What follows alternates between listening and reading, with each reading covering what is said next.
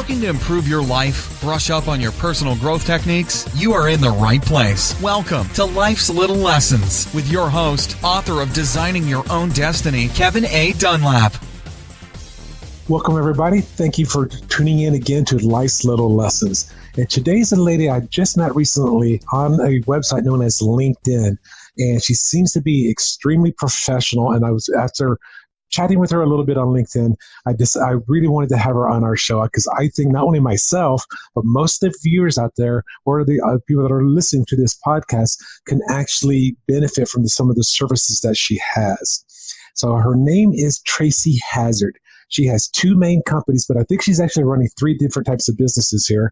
One of her company is called Braincasters, which is helping you build your personal brand, as well as, I believe, launching some of your other products and things like that. And her other company is called Haz Design. Just like her last name, Hazzard, is Haz Designs. She's been actually a product launch expert for over 26 years. And she's also even a columnist for the online portion of the magazine called Ink. So today I have Tracy Hazzard. Tracy, welcome to the show today. Thanks so much for having me, Kevin. I'm so excited to be here. Oh, thank you. And I'm so excited to have you here as well. And during a little bit of our little pre-interview as we were getting all the things set up, come to find out she actually has three different podcasts that she does on her own. Could you tell me a little bit about your three different podcasts that you do? Sure. My first one is just reached 500 episodes recently, and it's called WTFFF. And that stands for What the Fuse Fillment Fabrication, which is the really geeky term for 3D printing. And so if you don't know anything about 3D printing and you want to learn about it, that's the place. If you already do know what 3D printing is, but you want to learn more about how to design for it, that's the place. And I love it. I didn't think I could talk about it for 500 episodes, but evidently I can. And it does relate to my product design businesses. We've been using 3D printing for decades. So it's not really something new to us, but it is new to most people out there. And then a spinoff one we've done is called Product Launch Hazzards, with two Z's, Hazzards, like my last name. And that is actually a members-only podcast, so you can't access it live. It's really for my clients, and it's kind of like having client calls all the time. Oh, and so it's just way, but it's a private podcast. And so we provide that as an ongoing services to our clients when they're not working with us or when they're not ready to work with us yet. And so we do that. And that one's relatively new. And then the other one that we have is called Feed Your Brand, and that is for Braincasters. And it's really like advanced techniques for content marketing. So I get lots of ninja tactics that we use to promote our podcasts or monetize things. Because I'm an online columnist, lots of tips about how to write better blogs or headlines.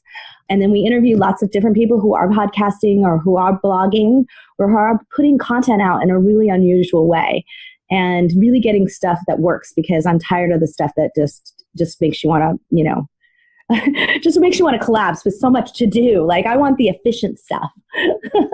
So you're writing an article in Ink magazine and you're interviewing and you're doing three different podcasts. Just how often are you coming out with new material? How often is your shows? So we do at least 8 shows per podcast. So that's 32 shows a month. And then, and plus the articles. So another 6. So we at least do around, I typically will write a few guest articles. So about 40 pieces of content every single month. And wow, I'm there's impressed. Always an interview, and there's always a written post that goes with every single thing we do, plus lots of spin-offs and stuff. But I have a team. That's how you can do it, right? You can't do it alone. But I also do it really efficiently. So if I'm going to do an interview, I'm going to do a podcast recording and an article. So I do both at the same time. So it's really efficient. Okay, and for those, because this is what I'm doing. I don't know if this is the best way to be doing it, but so I'm going to ask you this, and also for people that are out there that might be bloggers or podcasters as well that are listening. Are you posting these on your personal websites and things like that for SEO and things? Good question. That's a really good question. Yes, the number one thing we want to do nowadays is stop giving away our equity to Facebook and LinkedIn and all of these other places. They're great, useful places to push promote, but they are not great places to build equity for you. So you must always drive people back to your website. Even from the podcast, I don't tell them to go subscribe to iTunes. I tell them to come to the website. And so you want to drive everyone back to your website, and you want to make sure you have the highest Google power you can have there. And I personally, on our podcast, sometimes we beat out major publications on Google because we pushed so much content all the time. And that's so relevant, we can beat out certain pieces of information. So I can beat my ink column sometimes. Because that's exactly why I do my show, because I'll write out the description, just like with us, I'll write out the description based upon our interview as well. And that will go on to the video version of the podcast, and then the audio version on the podcast is two different things on my website. And what that's going to do for those of you that are listening or viewing is because you're using keyword-rich content, and that's where when people start Googling you, you have all of this stuff out there. Right, and you don't have to try it. You don't have to know anything about SEO tactics or tricks or anything like that, because it's naturally coming out of your mouth, right? Mm-hmm. You're speaking to an expert who's in a particular area, so now that expertise is going to be associated with you and your website. And so you don't have to work that hard at trying, those little gray hat tactics of trying to cram SEO words in there. You don't have to do that. The only thing that you really have to do is make sure that you transcribe the full amount. Okay. So, because if you don't, then you're wasting the opportunity to have 6,000 to 10,000 words associated with your brand on the website. And, you want to do it smartly. We advise, and we rewrite our own leading paragraphs for each one, so it doesn't read like Kevin said, Tracy said. It doesn't read like that, right? You don't want it to, you want it to read like a post, right? So we take extra time and we triple transcribe just to make that happen, but it's worth it, really worth it, because the Google power happens within weeks, not months. Okay, good to know, because I have heard about doing a full transcription, but I've never didn't hear about it actually putting a full transcription onto a blog. Oh, yeah. So this is part of our brand. This is why we started our brand casting business, because so many people were saying, what are you doing? Your site's outranking ours. It's killing it. What are you doing? I was like, well, we're simply doing this. And they said, would you do that for me? And so over a year ago, we started doing it for select people. And we started doing it for a company that has 800 revenue generating websites. Oh, wow. That were all based on SEO tactics and written blog posts only. And we were doing a podcast, and our show was at least 20 to 30% outranking all of their other websites at the same stage. And so they were like, what are you doing? Well, it's the spoken word, and then how we were blogging from that. Because I didn't want to do more work, right? I didn't want to write a blog on top of it all. That's too much work. Yes. And I'm a writer, and I didn't want to do that. Well, and it does become difficult to coming up with new content all the time. Yeah. And I'm surprised you're able to do over 500 episodes on your WTFFF show. Well, we do interviews just like you do. So it always keeps the content fresh. We do topics all the time, but that's because we are experts in it. So people are looking to what we think about something. So there's always something new going on in the industry to talk about.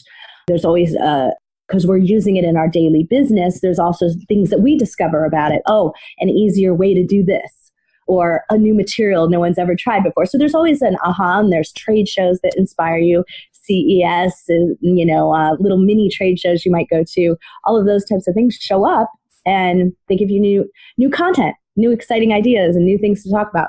So I guess that would be true, because if you're in a technology platform, new technology is always coming up, or faster computers, or whatever it is, that's always coming up as well. Yeah, we try to stay really, how do I put it, timeless in the way that we talk about things, so that it's relevant to whoever might be learning in their process of learning about 3D printing, right?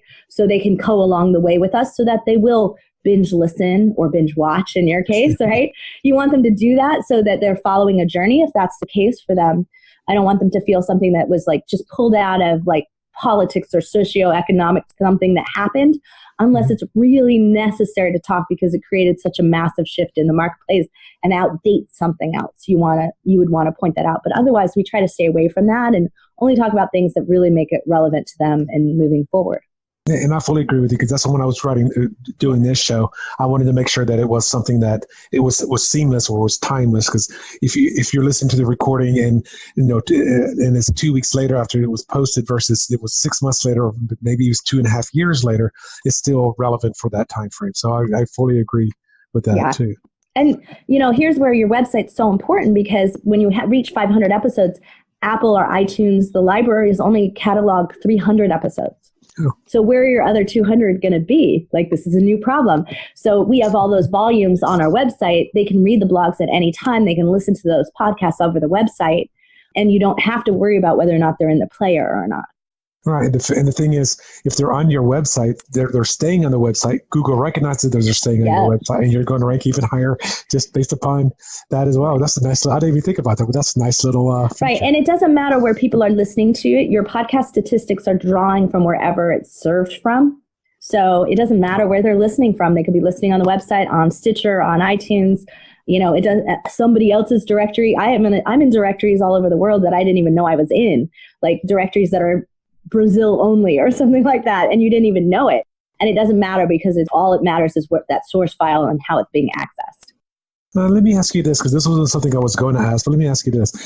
For anybody that's starting out with a business, obviously video, and this podcast is mainly audio, but video is also very important.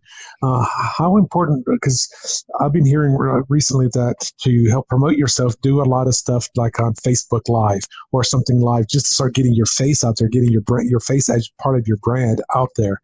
Now, is that, do you recommend this as a branding expert, or maybe not, or... Not first. So yeah, I mean, it's don't get me wrong. Video is great because look, you can see the expression in my face. You can hear the passion. You can, you really get that coming across. It comes across in audio as well, but some people really like that video. Mm-hmm. But there's a lot of video competition. I mean, YouTube is millions and millions of videos accessed every day. To be found there, you have to spend a lot of money, be highly ranked. You have to work hard at marketing that. And that's not my core business. Like, I want to operate in my core business. I want something that I do in marketing to be just an easy way to be passed on, or an easy way for whoever wants to consume me. So we do like to use multiple media methods. So that's why there's written, that's why there are some videos. But we tend to use videos like companions, an occasional Facebook Live when it makes sense, sometimes we'll do a short video that shows how we used a machine, a demo, when it makes sense to use it, and then we embed it in the blog post. So if it's going to be something, we want them to access it from the blog post. So we never even worry about how we rank on YouTube or how we rank on Facebook. We don't really worry about that. But if you don't have, in Facebook, if you don't have a big followership, so if you don't have a lot of fans, and a lot of fans that are active and matter, okay, then doing video is not going to help you get more fans. It doesn't do enough of that. But what video can do is, let's say you had 1,000 fans. Okay, that's really low, of course. But really, only about 130 of them will see any post that you make at any given time. Even if they have it see first on their Facebook page. They'd have to select that. It's getting harder and harder for them to see you. So at most, you'll probably get 130 people. If you pay for ads, you might get 2 to 3 times that. So that's a technique you can do. You can pay even really tiny, like $1 a day, and still get 2 to 3 times the amount of people watching you. They give a boost to people who spend money. And then if you do a Facebook Live, you might get that boost also. But again, it's the same 1,000 people seeing you again and again and again. Mm-hmm. Does it really matter if they aren't activating? So if you are getting a response back, if you're getting lots of comments, if your Facebook Live is really helping people, getting shared, then keep doing it, because there's obviously a good reason for it. But if it's just sitting there, maybe a handful of likes, that it's not working for you. So do something else.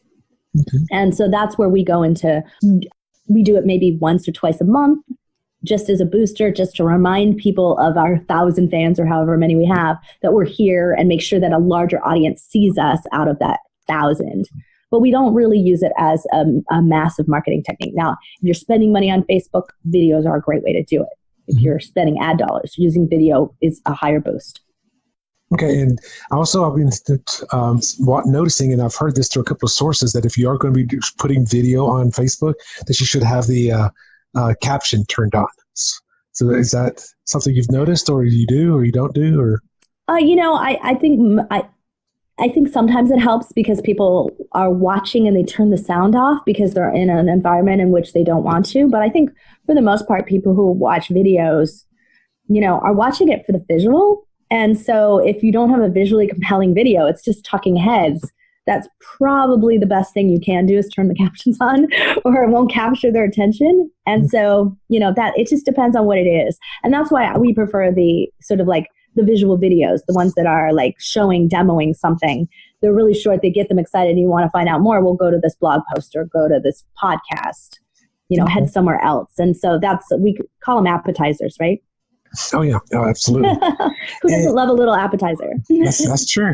And we were talking about just at the very beginning that you say that you're a product launch expert. You've been doing that for 26 years. Now we just been mainly talking about shooting video and podcasts and such, but let's talk about your business as a product launch expert. And why did you get into that business? And why do you do that? Yeah, so I've been doing this for decades. I have a design degree, and I worked for big brands like Martha Stewart Living and Target and Walmart and Costco. And you probably bought products that I designed and you just don't even know it.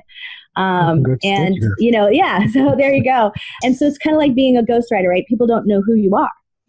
And people sometimes are reluctant to admit they used you.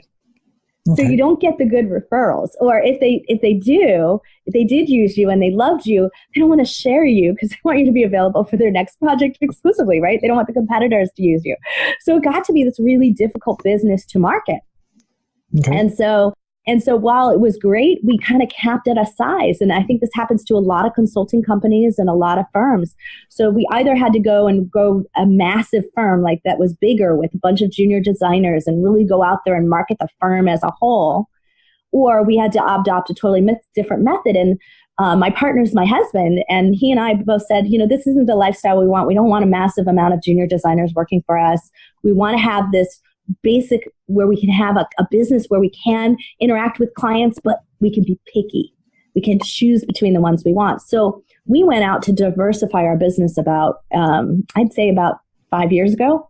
Okay. And do different things. And that's why we started a podcast and why we built 3D printing in as a part of our business. And so why I speak all the time on stages everywhere to talk about launching to Amazon sellers now. So that's an expanded part of our business, and why I have a membership community. Like all of those things came out of an idea that I wanted to be able to still do exactly what I do great and live in that excitement of working directly with a client and not losing touch for that. But I wanted to build a bigger, more sustainable business. Now, you are launching products that are mainly either something that's tangible or maybe like a new business program or something like that. Is that what you mainly work with? Or? Yeah, we usually work with things that go into mass market retail, e-commerce. So they would be sold on Amazon, Jet.com, Walmart.com now. So yeah, anything like that. We haven't done a ton on eBay, but it doesn't matter. Our products are sold on eBay. We don't do the selling part. We do the product development, the design part, finding products in Asia and making them special and unique. Our gift is actually bringing them competitive advantages. So a lot of times that's patenting. A lot of times it's not. It's just being better and being more appealing to the marketplace. Okay. Wow. And that translates into no matter what you want to launch, service or product or whatever, or podcast, right? You have to have a lot of competitive intelligence. You have to bring a lot of, I call it me only, a lot of special that only someone could get from me. And when you think about it like that, that's service to your audience, but it's something unique and tangible.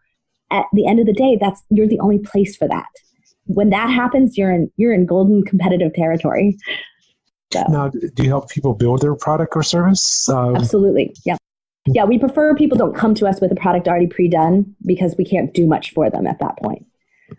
We usually, if someone has a product line, we'll expand their programs and their lines. That's what we do for the big brands like Martha Stewart. Okay. And do you work with people that are just starting out, new business owners, new entrepreneurs? All the time. Yeah, we only take projects that are fun and challenging and we can add something to. So there's lots of stuff out there that, people are buying and reselling on Amazon. That's not something we get involved in. There's lots of people out there who can help them just find something. Mm-hmm. But if you want something special, you want to make it unique, you want to make it sell better, you want to sell it for 25, 30% more margin, then we're the people to help come make that happen. Okay, because a lot of the people that I've interviewed out of so far, I would say probably maybe 20% of them are like coaches of some sort, either passion coaches, business consultants.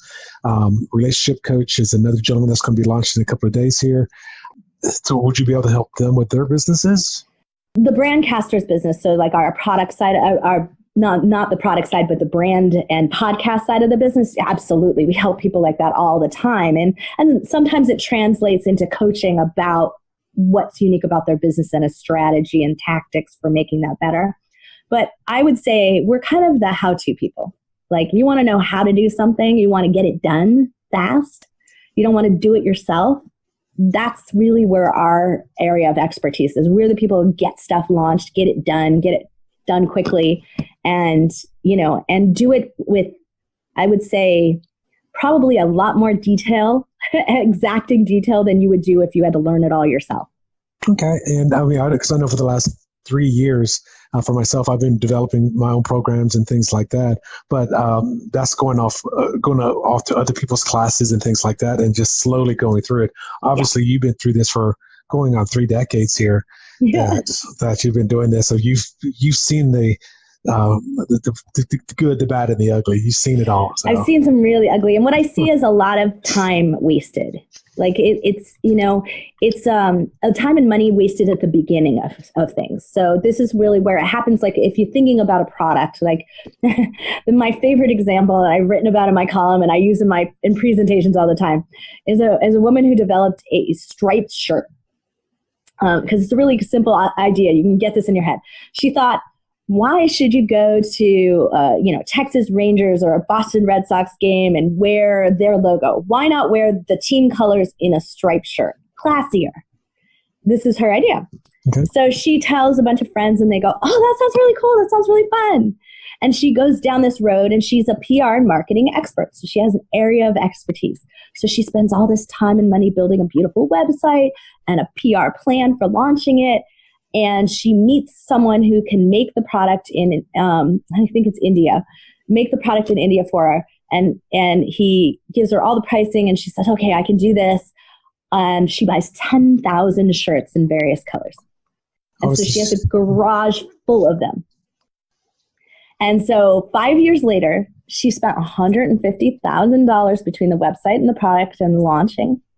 5 years later, she throws what I thought was the most brilliant marketing campaign that caught my eye. She threw a Kickstarter campaign to stop her crazy business because it wasn't working.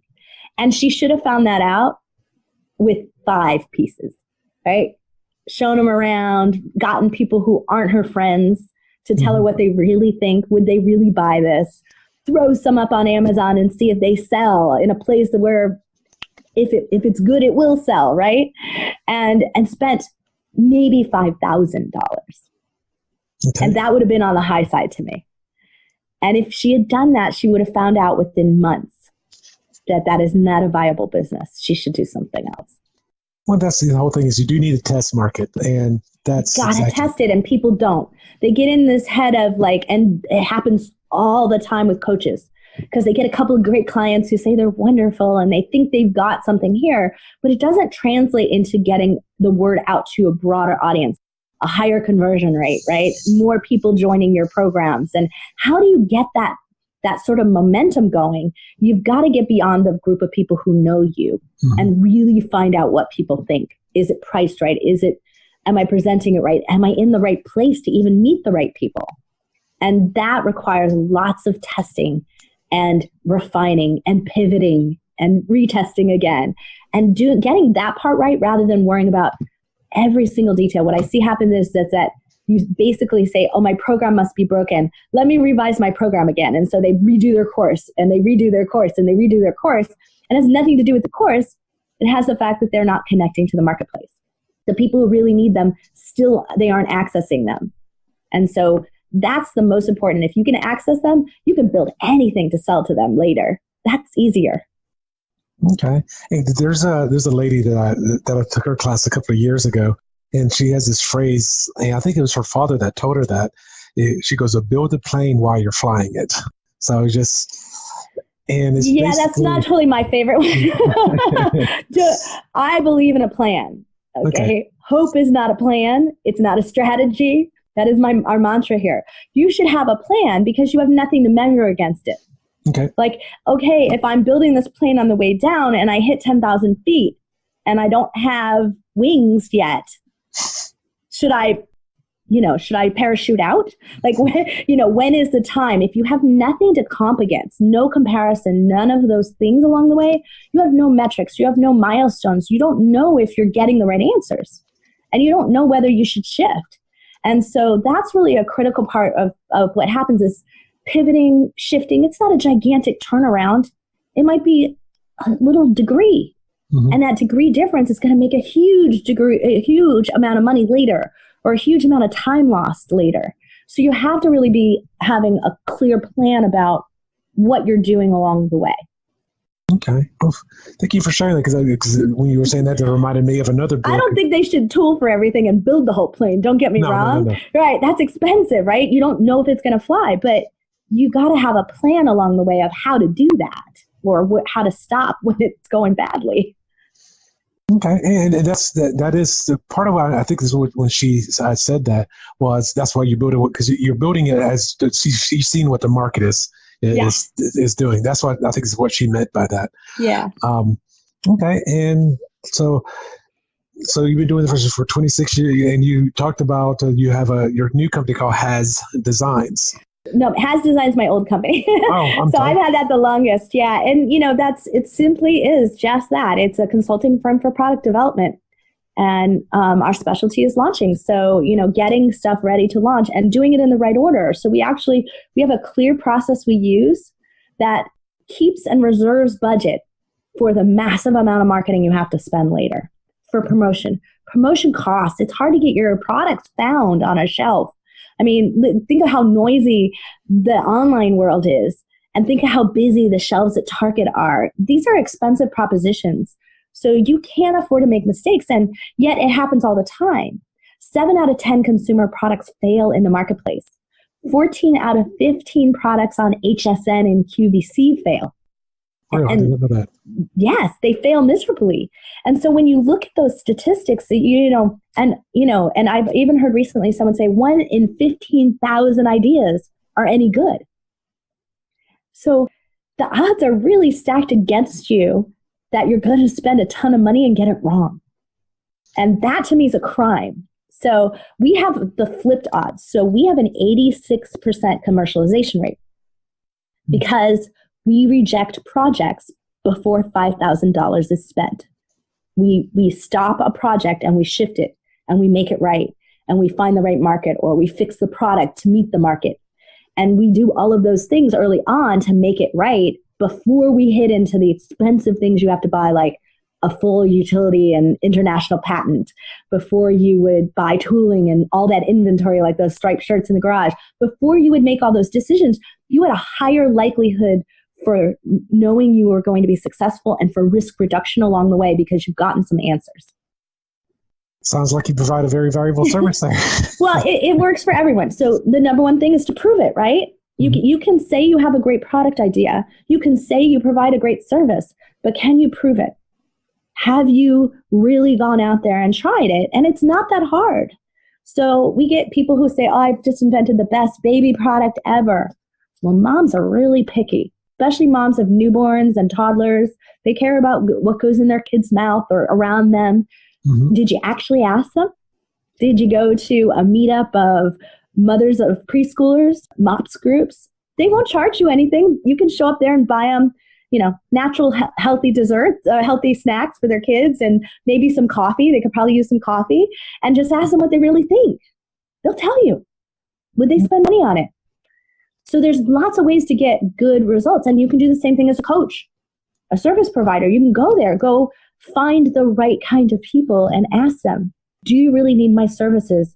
And if I provided it in this way, would you use me? Okay. Sorry, I'm taking notes. So that's good. But there's not proving it, just taking this as, and I call them yes men and no women. Yes men say, hey, yes, you're great. I love you.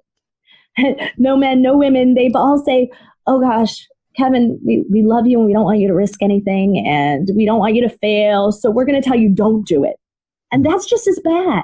Them telling you not to do it because they love you, because they're afraid of the risk for you. That derails you as well. So you don't want people saying you're wonderful, and you don't want people saying this is terrible and it's a great idea, right? You need to have objective review of that from somebody who would actually use it and buy it. Okay. Kind of like the word that just came to, or words that just came to my mind were constructive criticism. Yes. And you got to listen to it. A lot of people don't want to hear it. Yes, because if it's not in alignment with how they're thinking, then yes, I can either take that into a negative way. But I used to do a lot of stuff on stage and in film, and during the rehearsals, the director will come, the director will come out there and says, "Okay, Bob, you did this wrong," or "Tracy, you should do this better." Yeah. You may take it personally, like, no, he's just trying to make you to be better at what you're doing. Right, and that's the thing is, it's like, look, if you think they're wrong, like I love. Everyone loves the story of someone who went, and went to 10,000 different people and they said no, right? And then they still made a success of it. And, I think of the story of Sarah Blakely and Spanx, right? She got turned away by so many VCs, it was ridiculous. And look at phenomenally successful she is. And, so yeah, a lot of times you're out there and they just don't get it. And you really get it. But all along the way, what she did know was that her core audience wanted it. They were begging her. She couldn't make enough in her garage to keep up with the demand of people who were actually buying it. So the VCs didn't get it, but her core market did. And so that's what you have to underlie is like, if you're going to defy all of those people who keep telling you, no, this isn't any good, you better really know you're right. And you better have that underlying proof that you're right along the way. Well, that's part of that 1 in 15,000. I mean, the movie that came to my mind that I think was Renee Zellweger was a movie called Joy, the one that she created this special mop, self-wringing mop. And that movie gives me anxiety. Like, it gives me absolute anxiety. I watched it once and I was like, I can't ever watch this again. It was so horrible because I watch all those things that happen to entrepreneurs and inventors that is so nasty about the industry and the marketplace. They all happen to her. And I've had it happen to me. I had a patent I had a patent infringed upon. So like, I know those anxiety that like, I'm not going to be able to pay my people. I'm going to have to let everybody go. I'm failing my family. I'm going to lose my house. Like, I mean, these happen. I hear these stories all the time, but it's the rare individual like that who really gets to make it. Yes. I mean, there is something to say about persistence, but there's also something to say about just go ahead and stop doing what you're doing. Yeah, see, this is what I want to flip the odds. That's what my goal is of doing. This is what always my goal about talking about how to do this better is that there is a better method for doing this, right? I've done 250 products in the last 8 years alone. And they've, like I said, 90%, almost 90% success rate. So that means 90% of them made money. And in my case, making money means at minimum, they do about $1 million a year. At retail, because that's the lowest selling Amazon product I would make. And some of them do $20 million a year, just a single SKU. So you're talking about a lot of value that gets added into the marketplace and for those brands and for those companies. So I have a high level of responsibility for being right. And having, so I can't rely on my gut that says, oh yeah, I think I'm right. I got to have some proof in the process, right? Because I got somebody else's family is going to rely on my ability to be successful for them. That's a lot of burden, and I can't be wrong. I can't pick the wrong color. I mean, can you imagine that? That's a huge decision we make every single day is are we making this in the right color? I have to have some data. I have to have some research. I have to have some backup because otherwise it's too risky for me to take on their behalf. I can't treat that callously. Then you also have, like you're saying, your success rate. You just don't want to just take on anybody. What do you say? You know what? Last week I was dealing with somebody just like you. Well, and that's why I have litmus tests when I take calls from people, and a lot of them don't pass it. They're not ready for me yet, and that's okay. They're just not ready to listen. What I don't want to have happen though is that they get caught in that trap of spending $10,000-$20,000 with an event help group or just patenting and not getting anywhere with them. And so that was part of why we started our membership group, which we're going to expand over the next year, because we really wanted to give a safer place for people to get information about what does work and what are maybe some of the right ways to do things and some of the right resources to use. So even if I can't take them on, there is a place that can help them. Okay. Well, I'm going to shift gears a little bit, and we're going to talk more about you. Person that's listening on the show, the entrepreneur or the student soon to be want to be entrepreneur could also benefit. So with that, I'd like to talk about your successes, your challenges, your fears, and things like that. So let's just go, I guess, just dive in. This is when you were first starting out, I guess even 26 years ago, what were some of your first early successes that showed you that you could do what you did? I didn't start out as an entrepreneur. I actually was a very reluctant entrepreneur. I wanted to be within a company. I went straight out of college and went to work for a big textile manufacturing company, and then eventually worked for Herman Miller, the inventor and maker of the Aeron chair. I'm sure you've probably seen that iconic mesh chair that's in almost every tech company. And it's 20 years old. So it's actually 23 years old or something like that right now. And so I was lucky to work early in these kind of very design-driven companies with great process and great research. And I saw that sort of expansive look at how products get made and how things get launched. And so I had a bigger, broader view of it. But I also saw that it really paid off to be an entrepreneur. That if you had a lot of gumption and you had a lot of leadership and you had a lot of ideas, that you could be heard if you framed it right. And that goes to pitching, right? If you could pitch it right internally, you could get lots of things done. And so there I was. I graduated from college and I was just 21. I couldn't even rent a car. And so they would send me up to go meet with automotive manufacturers and discuss what colors and what materials should be in your Chevy truck. I looked like a truck driver, right? At that time. And I had to go present to them what would be the design that they should have 10 years in the future, because that's how long it would take before that car would be in the marketplace or that truck. And so, I had to have all sorts of confidence. And so but just being empowered like that by an organization to go out there and speak my mind and have to learn how to pitch again and again and again, that was the biggest lesson I could have ever gotten. That taught me the basis for everything, how to be concise, how to get your point across, how to really do that and be convincing, and how to have some data. So you can't talk about what I like or what I feel. You have to talk about what will work. So you had to back it up, basically. You did. Yeah. And I learned that early on. And I think that's become a basis for success for me. Okay. And so let's talk about the successes then. What kind of successes are you achieving right now? It's never enough. I have to say, I'm probably harder on myself than anyone else. And so we've had because we had two businesses at once. So it was a heavy investment year. So it felt like constant, reinvesting back in the business and not personally rewarding enough this year. And I think that happens for everyone. It's a reinvention year. And so everyone goes through waves like that.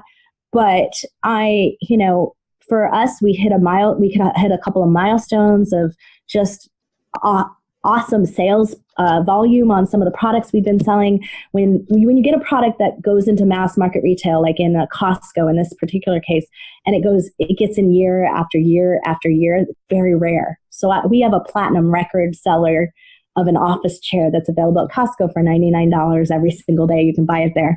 And it's in its 6th year of being there. And that's just huge.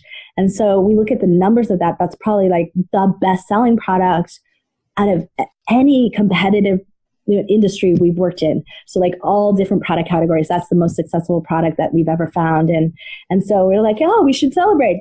But the reality is it was yeah, but I designed that 5 years ago and I'm onto the new thing. So you have a little hard time celebrating those successes enough and really realizing, wow, that really has come a long way. You have to be conscious of that and sit back and make yourself aware of that, especially when you're in a relaunch.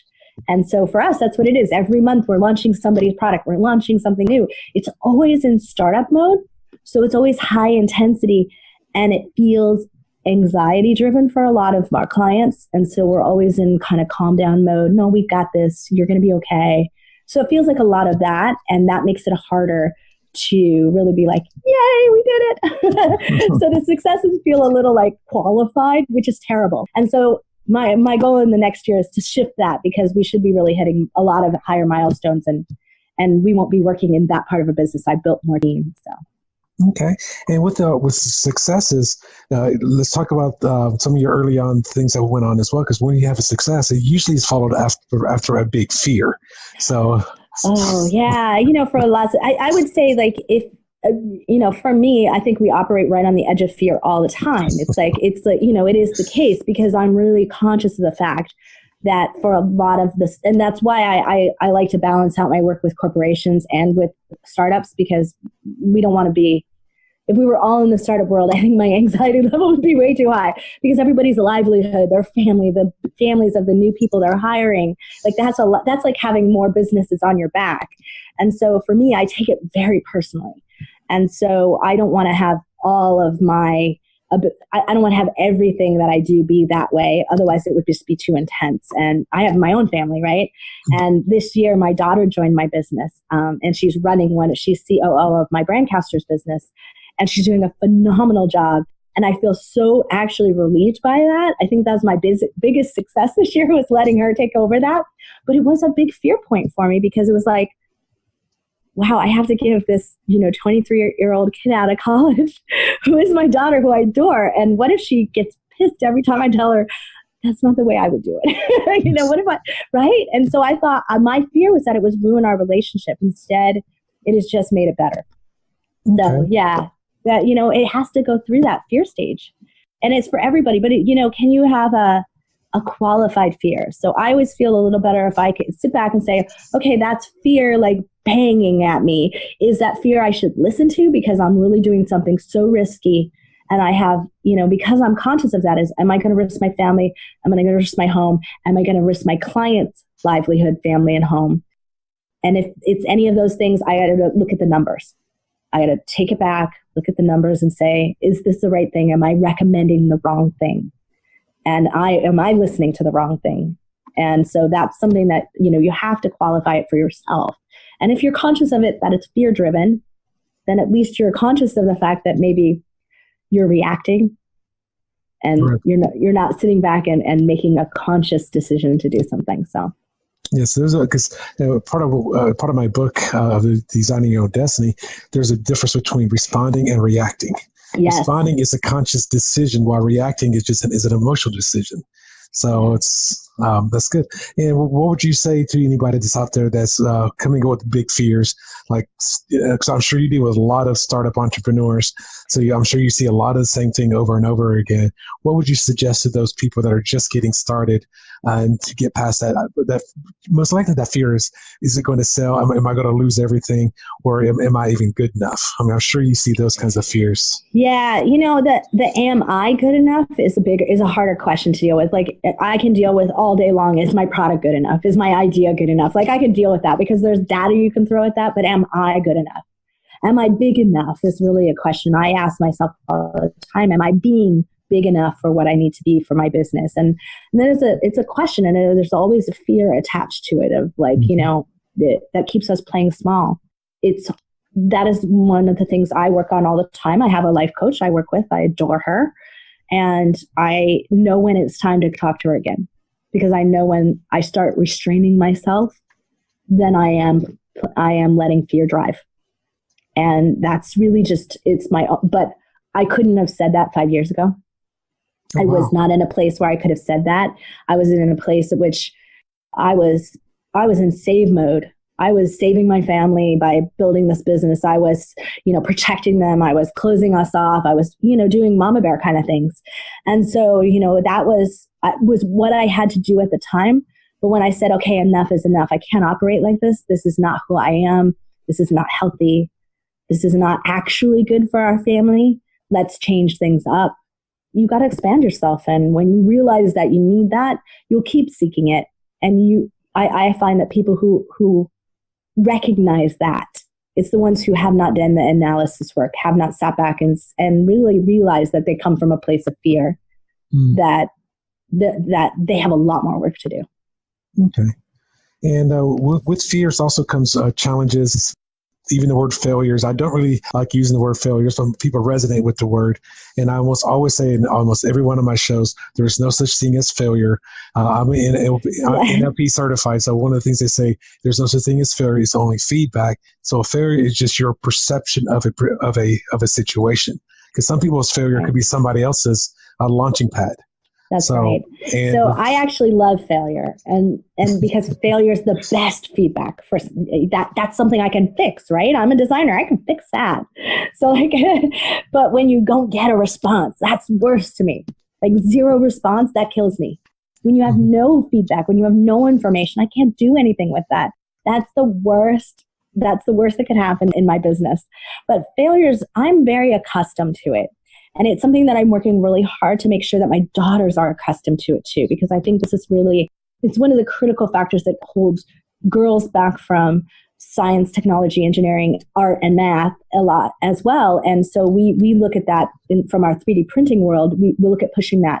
And so I love 3D printing for that, because you print up a product and it looks terrible. You scrape it off the plate and you start again. You make a modification and you start again. And so having something that's so physically representative of failure and making them used to it early on is a great way to get accustomed to that. And that's really where I want is like everyone to feel very accustomed to this idea of failure. And I went to art school. When you go to art school, you do a project and they have a critique, and it's harsh. They're not nice to you. That's not their job. Their job is to make you better the next time. So you will improve in your process. And they only have 4 years, if you go to a 4-year school, to get you through that process. And so having that ability to constantly accept criticism and then take that in and turn it back into something else and not take it personally and treat it like failure, that's a huge skill.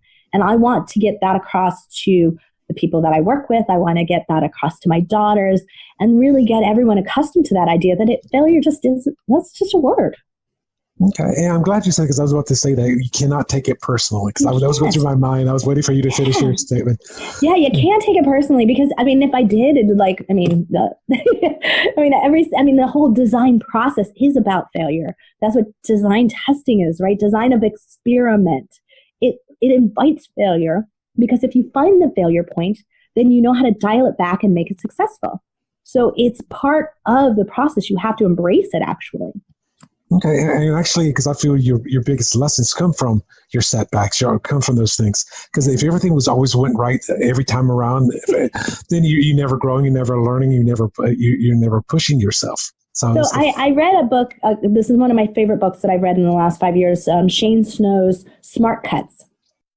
And he talks about the fact that they did a study of surgeons in hospitals, and they would have something went wrong in an operation, and they would have this sort of post-op discussion and presentation of what went wrong.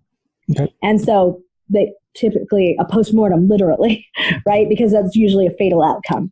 And so they would have this discussion, and what they found was that the surgeons who were presenting what went wrong almost never got it right. They almost never saw what was really wrong. But in observing other people's failures, those doctors actually improved. They didn't make the same mistakes.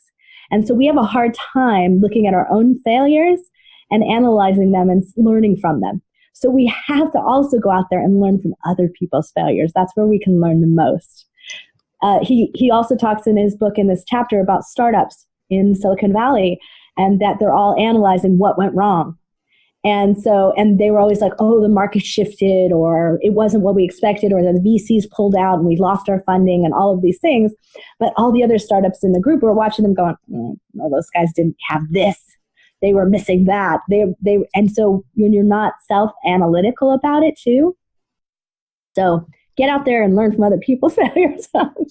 Well, and that's kind of the purpose of this show, because I want you people to, especially the second half, I want people to learn from the successes and the failures that you guys went through, so that they were saying, oh, you know what? It's okay that I'm going through this similar situation. It's okay that I may be hiring my daughter to be my chief operations officer. It's okay that...